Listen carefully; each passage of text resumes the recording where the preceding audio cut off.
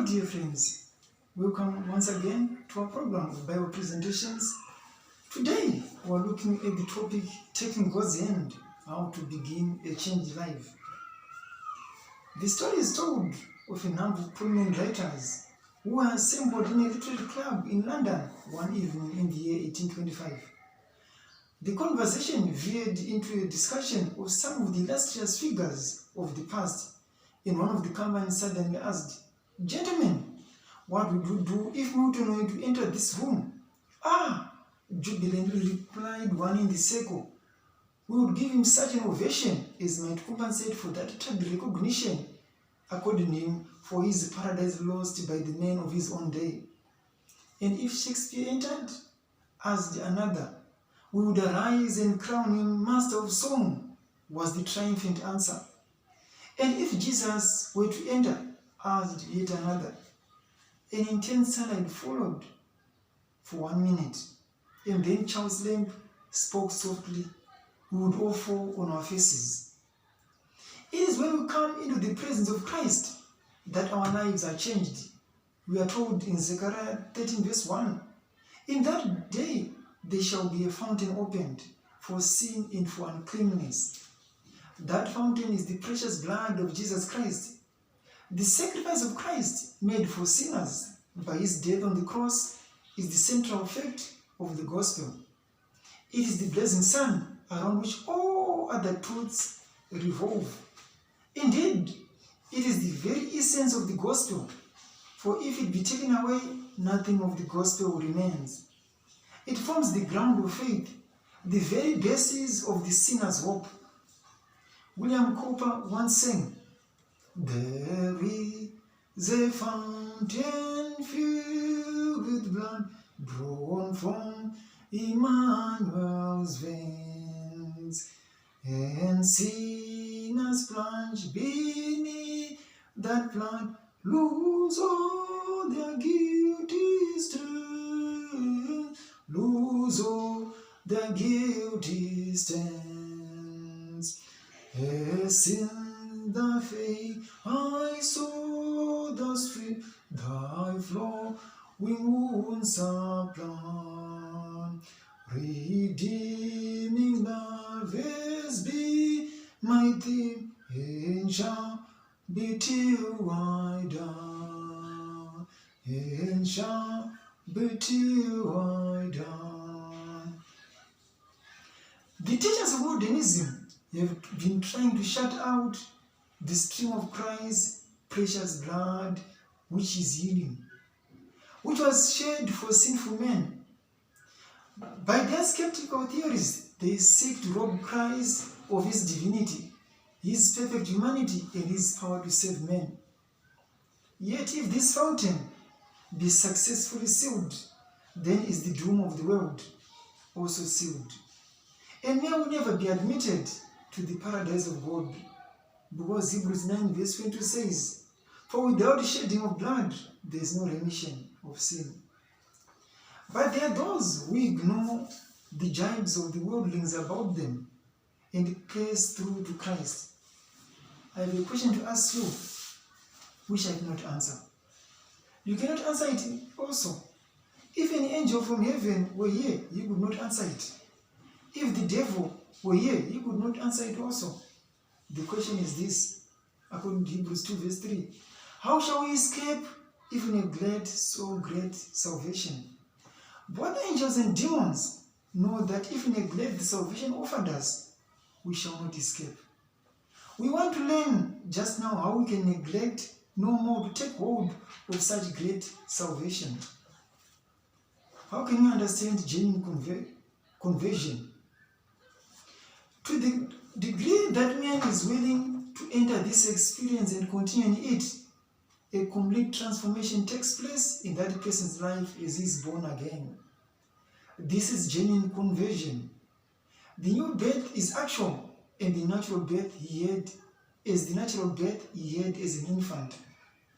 The change is recognized both by the individual and by those who know him. The new birth affects the heart, that is the mind, and it affects the daily life of the individual. It is produced by the Spirit of God as the newly converted person cooperates with Him. Ezekiel 37, verse 27 reads, "A new heart also will I give you, and a new spirit will I put within you. And I will take away the stone heart of your flesh, and I will give you a heart of flesh. I will put my spirit within you, and cause you to walk in my statutes, and you shall keep my judgments and do them." God did not originate sin, but He did originate a remedy for sin. 1 John 3 verse 4 reads, "Sin is the transgression of the law." But law is not the remedy for sin. It is true, as the Apostle Paul proclaims in Romans 7 verse 14 to 15, "The law is holy, and the commandment holy, and just and good." But Romans 7 verse 4, "But the difficult lies in the fact that man is not holy and just and good. The man cries out," as I have quoted Romans 7 verse 14 to 15, "We know that the law is spiritual, but I am carnal, sold under sin. For that which I do, I allow not. For what I will do, that I do I not. But what I hate, that do I." Jesus wants to bring us into harmony with the rules of His moral government. It is true that God's law is eternal, and no man or man can change or abolish it. Or His commandments are sure. They stand fast forever and ever, and are done in truth and uprightness. Psalm 111 verse 7 to 8. The problem is that the law is eternal, but we are temporary. The grass withereth, the flower fadeth, because the Spirit of the Lord bloweth upon it. Surely the people is grass. The grass withereth, the flower fadeth, but the word of our God shall stand forever. Isaiah 40 verse 8. For what is your life? It is even a vapor that appeareth for a little time, and then vanisheth away. James 4 verse 14. David declared, "The law of the Lord is perfect," in Psalm 19 verse 7. The evangelist Dwight L. Moody agreed with this when he said, "No men may carve you as much as they like about the parts of the Bible, but I've never met an honest man that found fault with the Ten Commandments." D. L. Moody, Weighed and Wanting, page 11. The trouble is not that none can find one jot or title or fault with any of the Ten Commandments. The real problem is that this moral code finds so many serious faults with us. What then is the remedy? It is always and ever the same. It was announced in Eden in these words of Genesis 3 verse 15. "I will put enmity between thee and the woman, and between thy seed and her seed. It shall bruise thy head, and thou shalt bruise his heel." Jesus told us in these words, John 3 verse 16, "For God so loved the world, that He gave His only begotten Son, that whosoever believeth in Him should not perish, but have everlasting life." God gave us His Son. Only Christ could solve the problem. There is no other solution to the sin problem that we can find anywhere. There is no other way that we can become cleansed and live godly lives. Only Jesus can provide all the answers. 1 Peter 2 verse 20 reads, "The law is holy, and Christ is holy, who did no sin." The law is eternal, and Christ is eternal. Micah 5 verse 2 reads, "Whose going forth have been from old, from everlasting to everlasting." The law is perfect, and Christ kept that perfect law. "I have kept my Father's commandments," John 15 verse 10, said Pilate in John 19 verse 4. "Behold, I find no fault in Him." God gave this holy, perfect, eternal Christ, of whose character the law was written transcript, and whose life was a living revelation of the same law, to save you and me, and enable you and me by His grace to keep that law. A wonderful book called Patriarchs and Prophets reads, "Since the divine law is as sacred as God Himself, only one equal with God could make atonement for His transgression." Mrs. C.H. Morris said, "Just now, your doubtings give over. Just now, rejecting no more." Just now, throw open the door. Let Jesus come into your heart. 3 things accomplished by Calvary. There are 3 things which were glorified by Calvary. First, Christ's death on the cross glorified the law of God. God's holy law had to be safeguarded, and men had to be shown the importance of that moral law of 10 commandments. This law was ordained to life, according to Romans 7 verse 10. Obedience brought happiness. Sin brought death. It had been possible for God to abolish his law. The problem of sin could have been solved without Christ's death. But since the law was a very transcript, written copy of God's character, he could not change his principles without changing his own character. This he could not do and will not do. Stealing, murder, breaking the Sabbath, covetousness, etc. will always be wrong and evil in God's sight. When someone jumps out of a window, God will not protect him from the effects of the law of gravity. Likewise, when we break his moral law, the Lord cannot change that law, so we will not experience the consequences of wrongdoing. To do so would mean the destruction of his government, of which the law is the foundation. Justice and judgment are the habitation. The Hebrew for judgment is foundation of thy throne. Psalm 89 verse 14. The law could not save men because all have sinned, according to Romans 3 verse 23. Men could not save themselves. Angels were powerless to provide the needed help. Since the divine law is as sacred as God himself, only one equal with God could make atonement for his transgression. Second, the cross glorified the love which God has for mankind and for all his creatures. God is love and has always been love. But not until Calvary was the depth of that love so fully revealed. Satan had rebelled in heaven, and then by causing our first parents to sin, he had spread it down here. Far back in eternity, the Son had offered to lay down his life if men sinned, to redeem those who would accept him as the Savior, as their Savior, and obediently cooperate with him in their restoration. The Father had accepted this pledge. 1 Peter 1 verse 18 to 20 says, "For as much as you know that you were not redeemed with corruptible things, as silver and gold from your vain conversation, received by tradition from your fathers, but with the precious blood of Christ, as of a lamb without blemish and without spot, who verily was foreordained before the foundation of the world, but was manifest in the last times for you." Thank God every day for his love. He loves you, he loves me. George Matheson says, "O love that will not let me go, I rest my weary soul in thee. I give thee the life I owe, that in thine ocean depths its flow may reach fuller be." Third, the cross glorified the value of each human soul. When Napoleon was planning one of his military campaigns, Metternich, Austrian minister at the French court, remarked, "This campaign will cost 1,000,000 men." To this, Napoleon replied, "What are 1,000,000 men to me? Oh, how different is God than the evil, self-centered hearts of men."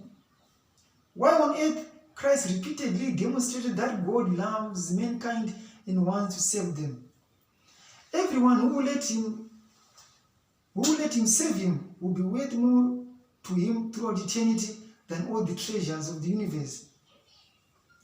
Those of us who accept this great truth and submit our lives to God's guidance and control will experience the truth of that surrender throughout eternity. But tragically, there are those who still choose to be lost. Outside the gates of heaven, they will say, "The treasures of earth were but glittering sand, compared with what I have lost." Salvation in heaven would have been worth more than anything the world had to offer. Christ came to our planet to give his life a ransom for men, and he would have paid that price for just one soul. He spoke of his concern for the one lost sheep, the one lost coin, the one lost prodigal. The cross of Jesus glorified the law of God, the love of God, and the value of a human soul saved in eternity. Have you been down to Calvary, my dear friend? St. John Bowring said, "In the cross of Christ I glory, towering over the wrecks of time. Oh, the light of sacred story gathers round its head sublime." There is the remarkable story from over 2 centuries ago of a Britisher who one day visited the slave market in Cairo, Egypt. He there saw a strong, intelligent young man about to be sold as a slave. Scarcely realizing it, he found himself bidding against the other buyers. Up and up went the price, but finally the Britisher had purchased the young man. His new slave eyed him with suspicion and anger, saying to himself, "Why should this man be free and I a slave? If I get a chance, I will kill him and run away." The owner then led him away a short distance and said to him, "I bought you to set you free." Hearing this astounding news, the young man wept and falling down, cried, "Oh, let me save you forever. Oh, to Jesus I surrender. Oh, to him I freely give. You ever love and trust in me, in his presence daily live.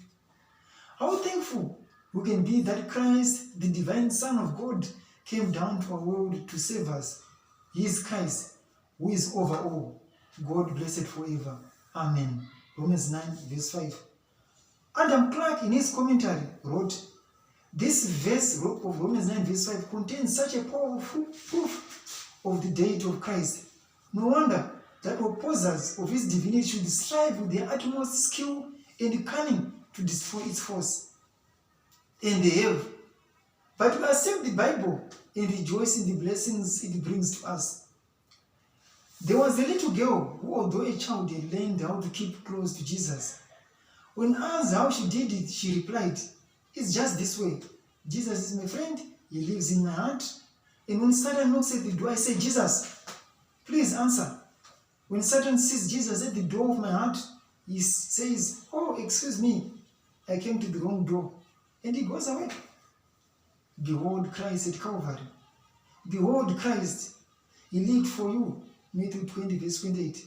He died for you. 1 Peter 2, verse 24. He offers pardon to you. Isaiah 55, verse 7. He offers grace and power to you. Hebrews 4, verse 16. He offers heaven to you. Matthew 7, verse 21. Matthew 5, verse 3 and 10. Do you hesitate and say, "I do not understand how these things can be"? God did not say, "Whosoever understandeth the signs and philosophy of the atonement of my Son on Calvary shall have everlasting life." He said, "Whosoever believeth in him." Acts 16, verse 31 says, "Believe on the Lord Jesus Christ, and thou shalt be saved." The dying thief looked, believed, and received the assurance of paradise. Luke 23, 42 to 43. The living centurion, watching the dying Christ, said in Matthew 27, verse 54, "Truly this was the Son of God." The sinful, conscience-smitten publican cried out, "God, be merciful to me, a sinner," in Luke 18, verse 13. David, who had sinned a great sin, pleaded, "Cleanse me from my sin, create in me a clean heart," and God heard his prayer in Psalm 51, verse 2 and 10. I tell you today, if you believe, you shall receive. Do not trust to feeling. Take your sins to the cross, exchange them for forgiveness. Ask God to give you a new heart and write his holy law upon it, that you may love and keep it. Believe that as you have prayed in the name of Jesus, God does this. Surrender your all to him. Make no reservation. Give all. Receive all that God offers you. These blessings we by faith receive by simple childlike trust. Trust in Christ is God's delight to give. He promised and he must. There is the old story of the man who wandered over the world seeking true repentance, but to no avail. At last he came to Calvary. There he found what he had been longing for. There he heard a voice saying, "You always find me here, and the way of the cross leads home."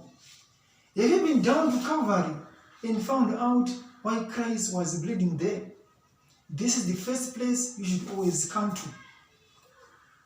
Isaac was saying, "Oh, never, till my latest breath, can I forget that look. It seemed to charge me with his death, though not a word he spoke." Look, Jeremiah 9:23 says, "Let not the wise man glory in his wisdom. Let not the scientist glory in his science, the philosopher in his philosophy, or the inventor in his genius. These cannot save us, dear friend." Let the world go down to Calvary, find their repentance and regeneration. When will the whole world go? Never. It will only be as individuals that any of us will go there. Salvation is not by masses, but by individuals. From beginning to end, it is a personal matter between you and God. It involves individual surrender, individual obedience. E.A. Hoffman's saying, "Down at the cross where my Savior died, down where for cleansing from sin I cried, there to my heart was the blood applied, glory to his name." Entering into the experience, the greatest question facing every human being is this: what must I do to be saved? This question comes to every individual. For all have sinned and come short of the glory of God, according to Romans 3 verse 23. Man by nature is lost. No man has the slightest claim upon immortality. When the jailer at Philippi played with the Apostle Paul, "What must I do to be saved?" Paul replied without the slightest hesitation, "Believe on the Lord Jesus Christ, and thou shalt be saved." Acts 16 verse 30 to 31. Later, this same apostle wrote to the believers in Rome. He declared in Romans 10 verse 8 to 11, "But what saith it? The world is nigh thee, even in thy mouth, and in thy heart. That is the word of faith which we preach, that if thou shalt confess with thy mouth the Lord Jesus, and shalt believe in thine heart that God hath raised him from the dead, thou shalt be saved. For with the heart man believeth unto righteousness, and with the mouth confession is made unto salvation. For the scripture saith, Whosoever believeth on him shall not be ashamed." An equally important question is this: what then must we believe about Jesus? We must believe that Jesus is the Son of God, fine, and that he is able and willing to save from sin, and to bestow upon his followers the priceless gift of eternal life. We must believe in him as our personal Savior. We must believe in him as our personal Savior. We must believe that he died for us individually. We must believe that he died for us individually. That's a powerful point we need to grasp. And that his death on the cross was the penalty for our sin, which he paid in our behalf. We must also believe that he is able to empower us to resist temptation, put away our darling sins, and live clean, godly lives. Believing this, the next step is to bow before him in utter repentance.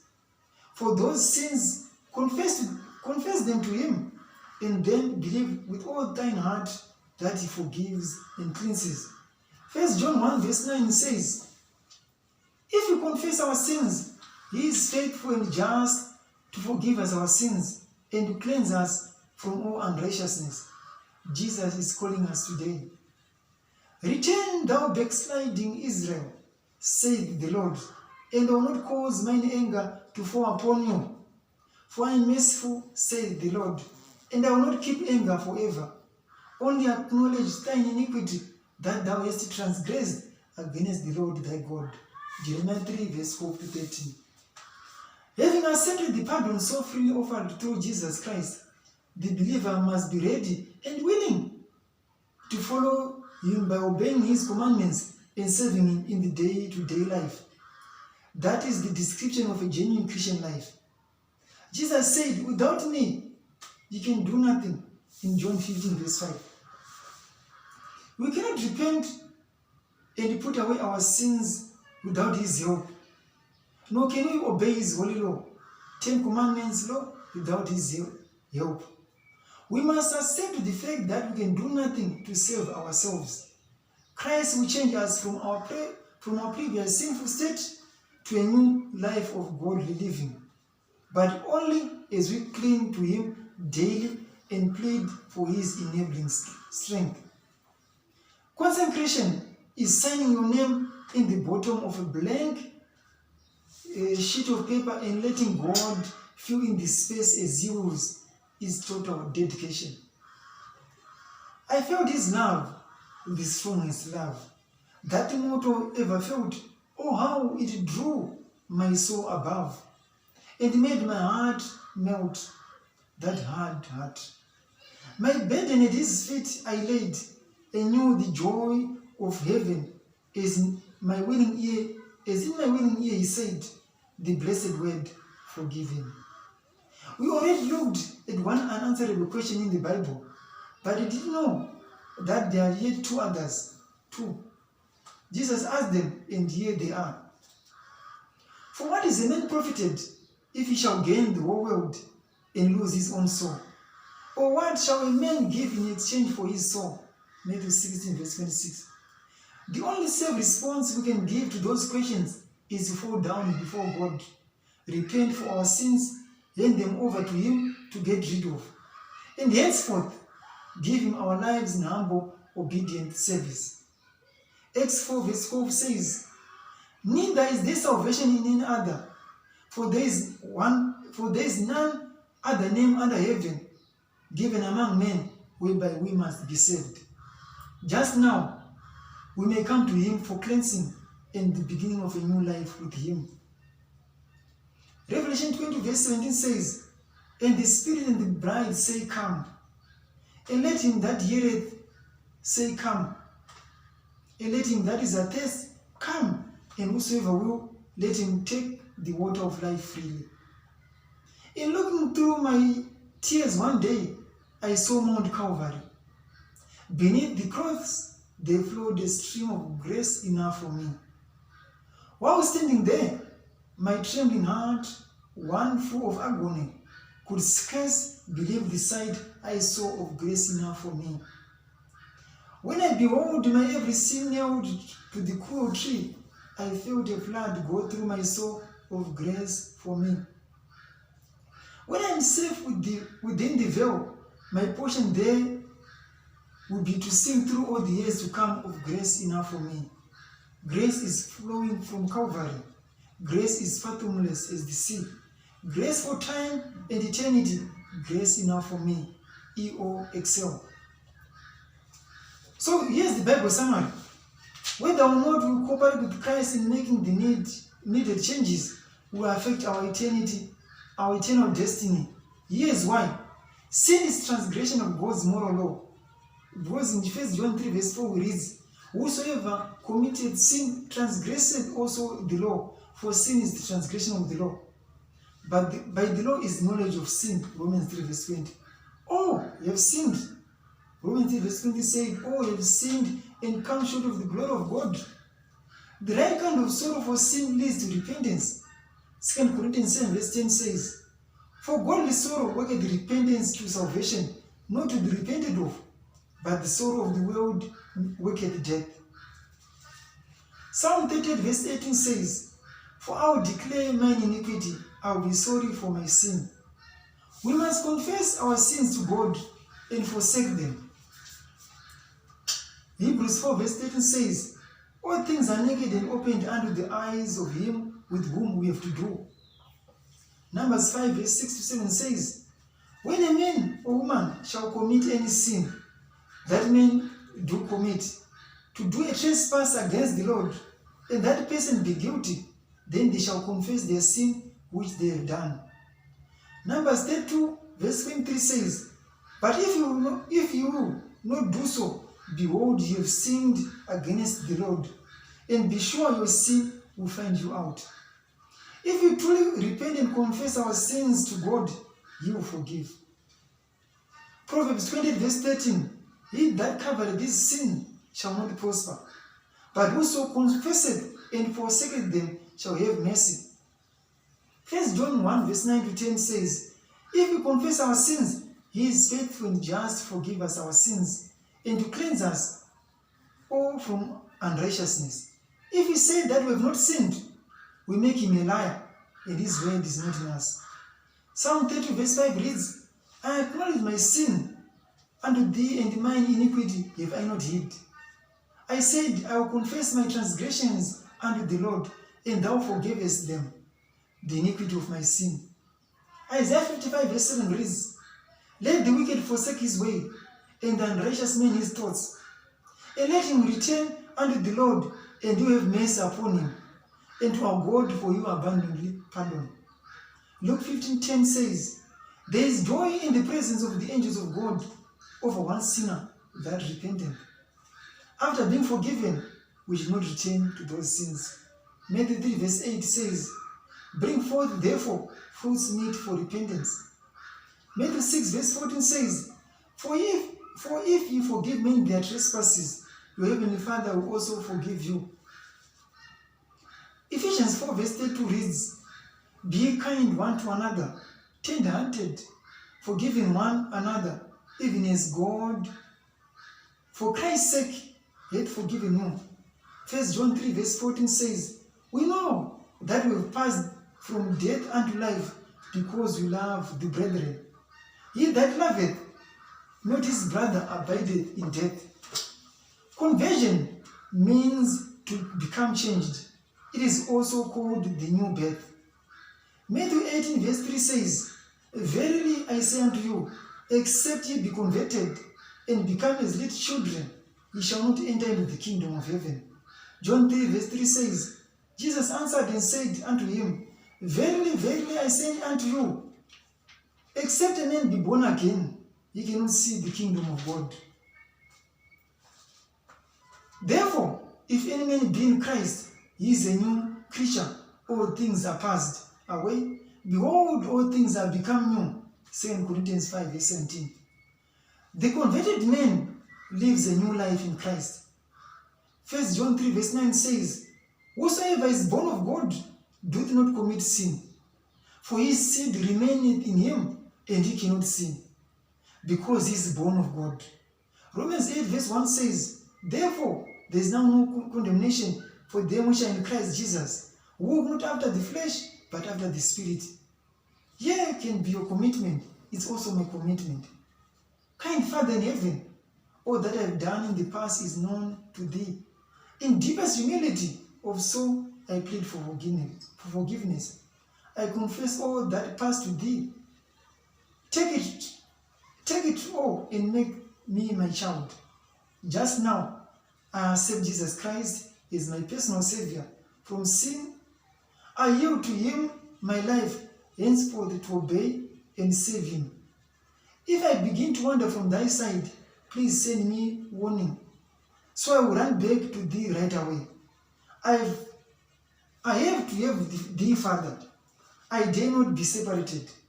And just now, as I'm about to begin the next new birth, the next new life with You, which will tell me how to remain close to my precious Jesus, deepen within me the conviction to remain by Thy side.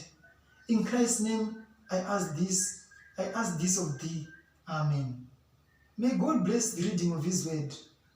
This is the Bible promise, which you can memorize, which you find in Proverbs 29, verse 25. Whoso putteth his trust in the Lord shall be saved. Thank you so much, dear friends. Amen.